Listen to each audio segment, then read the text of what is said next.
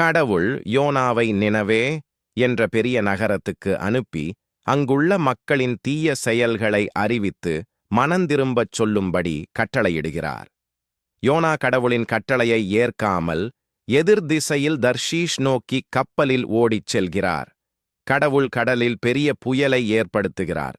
கப்பலில் இருந்தவர்கள் பயந்து இதற்கு காரணம் யார் என்று தெரிந்து கொள்ள சீட்டெடுப்பார்கள். அது யோனாவை சுட்டிக்காட்டுகிறது.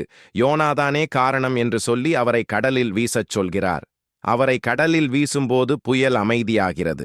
கடவுள் ஒரு பெரிய மீனை ஏற்படுத்தி யோனாவை விழுங்கச் செய்கிறார். அவர் 3 நாட்கள் 3 இரவுகள் அந்த மீனின் வயிற்றில் இருப்பார். மீனின் உள்ளே யோனா கடவுளிடம் ஜெபித்து மனந்திரும்புகிறார்.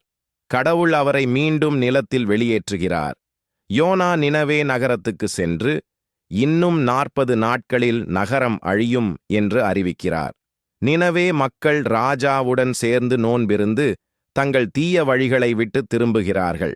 மக்கள் மனந்திரும்பியதால் கடவுள் நகரத்தை அழிக்காமல் மன்னிக்கிறார். ஆனால் யோனா அதனால் சற்று வருத்தப்படுகிறார். கடவுள் அவருக்கு கருணையின் அர்த்தத்தை கற்றுக் கொடுக்கிறார். கடவுளின் கட்டளைக்கு கீழ்ப்படிதல் முக்கியம். மனந்திரும்பினால் மன்னிப்பு கிடைக்கும். கடவுள் எல்லோரையும் அன்புடன் பார்க்கிறார். கருணை மற்றும் இரக்கம் மிகப் பெரியது. இந்த வீடியோ பிடித்திருந்தால் லைக் பண்ணுங்க. மேலும் தகவல் பெற சப்ஸ்கிரைப் பண்ணுங்க.